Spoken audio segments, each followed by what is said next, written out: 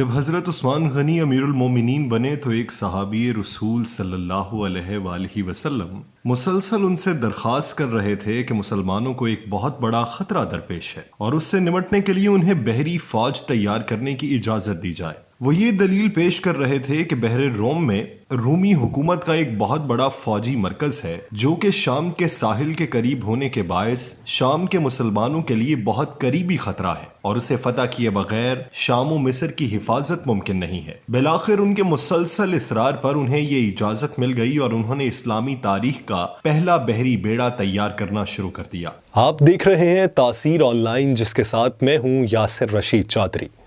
ہماری اس ویڈیو کو مکمل دیکھیے، اگر پسند آئے تو ہمارے چینل کو سبسکرائب کیجیے اور بیل آئیکن کو دبائیے تاکہ آپ کو لمحہ بلمحہ ایسی معلوماتی ویڈیوز پہنچتی رہیں۔ بصورت دیگر ہمیں اپنی رائے سے آگاہ کیجیے۔ 28 ہجری میں یہ بحری فوج پوری شان و شوکت اور تیاری و طاقت کے ساتھ بحر روم میں اتری۔ وہاں کے باشندوں نے اس وقت تو مسلمانوں کے ساتھ صلح کر لی، لیکن بعد میں مسلمانوں کو تنگ کرنے اور بدعہدی کرنے پر یہی جلیل القدر صحابی پوری بحری طاقت اور عظیم الشان بحری بیڑے کے ساتھ، جس میں تقریباً 500 کے قریب بحری جہاز شامل تھے، سائپرس کی طرف روانہ ہوئے اور بڑی بہادری سے لڑتے ہوئے اس کو فتح کر لیا۔ اس لشکر کے قائد اور امیر تھے سیدنا حضرت امیر معاویہ رضی اللہ عنہ، اور آپ کی قیادت میں اس پہلی بحری لڑائی اور فتح قبرص کے لیے بڑے بڑے جلیل القدر صحابہ کرام، جن میں حضرت ابو ایوب انصاری رضی اللہ تعالیٰ عنہ، حضرت ابو ذر غفاری رضی اللہ تعالیٰ عنہ، حضرت ابو درادی رضی اللہ تعالیٰ عنہ، حضرت عبادہ بن سامت رضی اللہ تعالیٰ عنہ اور حضرت شداد بن اوس رضی اللہ تعالیٰ عنہ سمیت دیگر صحابہ کرام رضوان اللہ الاجمعین بھی شریک ہوئے۔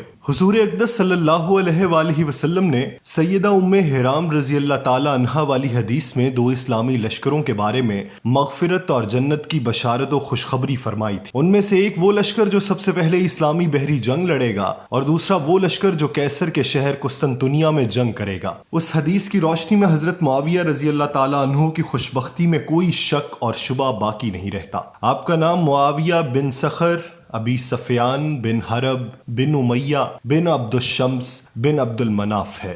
آپ کا شجرہ 4 پشتوں کے بعد رسول اللہ کے شجرے سے جا ملتا ہے۔ آپ کا تعلق بنی امیہ خاندان سے ہے جو بنی ہاشم کا قریبی تھا۔ حضرت معاویہ رضی اللہ تعالیٰ عنہ سردار قریش ابو سفیان کے صاحبزادے تھے۔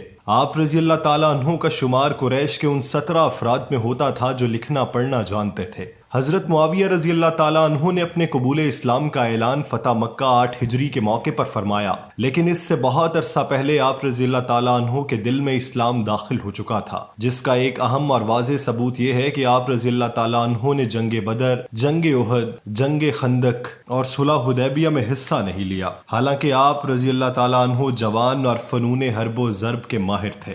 اسلام قبول کرنے کے بعد حضرت معاویہ رضی اللہ تعالیٰ عنہ کے شب و روز خدمت نبوی صلی اللہ علیہ وآلہ وسلم میں بسر ہونے لگے۔ حضور نے حضرت معاویہ رضی اللہ تعالیٰ عنہ کو نہ صرف کاتبین وحی صحابہ رضوان اللہ عنہم میں شامل فرما لیا تھا، بلکہ دربار رسالت سے جو فرامین اور خطوط جاری ہوتے تھے ان کو بھی آپ لکھا کرتے تھے۔ حضور نے جلیل القدر صحابہ رضوان اللہ تعالیٰ علیہم اجمعین پر مشتمل ایک جماعت مقرر کر رکھی تھی جو کہ کاتب وحی تھے۔ ان میں حضرت معاویہ کا 6واں نمبر تھا۔ حضرت شاہ ولی اللہ محدث دہلوی لکھتے ہیں کہ حضور صلی اللہ علیہ وآلہ وسلم نے حضرت معاویہ کو کاتب وحی بنایا تھا اور آپ علیہ السلام اسی کو کاتب وحی بناتے تھے جو ذی عدالت اور امانت دار ہوتا تھا۔ امام احمد اپنی مسند میں، امام بخاری تاریخ بخاری اور امام ترمذی اپنی سنن میں یہ حدیث نقل کرتے ہیں کہ رسول اللہ صلی اللہ علیہ وآلہ وسلم نے آپ کے حق میں دعا کی کہ اے اللہ اس کو ہدایت یافتہ بنا اور اس کے ذریعے ہدایت دے۔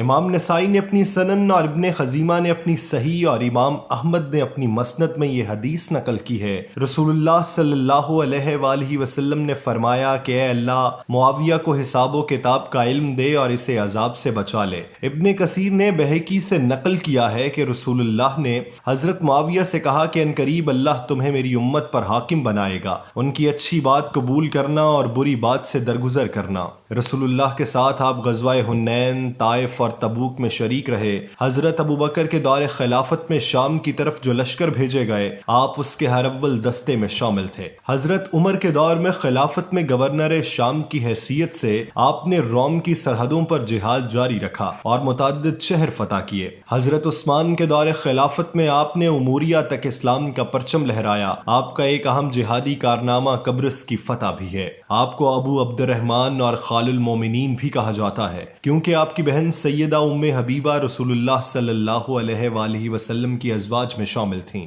41 ہجری میں حضرت حسن کی خلافت سے دستبرداری پر آپ خلیفۃ المسلمین بنے۔ تمام مسلمانوں نے آپ کے دست حق پرست پر بیعت کی۔ آپ کا دور خلافت تقریباً 20 سال پر محیط ہے۔ 22 رجب المرجب 60 ہجری میں کاتب وحی، جلیل القدر صحابی رسول، فاتح شام قبرص اور 19 سال تک 64 لاکھ مربع میل پر حکمرانی کرنے والے حضرت امیر معاویہ رضی اللہ تعالیٰ عنہ 78 سال کی عمر میں وفات پا گئے۔ حضرت ضحاک بن قیس رضی اللہ تعالیٰ عنہ نے آپ کی نماز جنازہ پڑھائی اور دمشق کے باب الصغیر میں دفن کیے گئے۔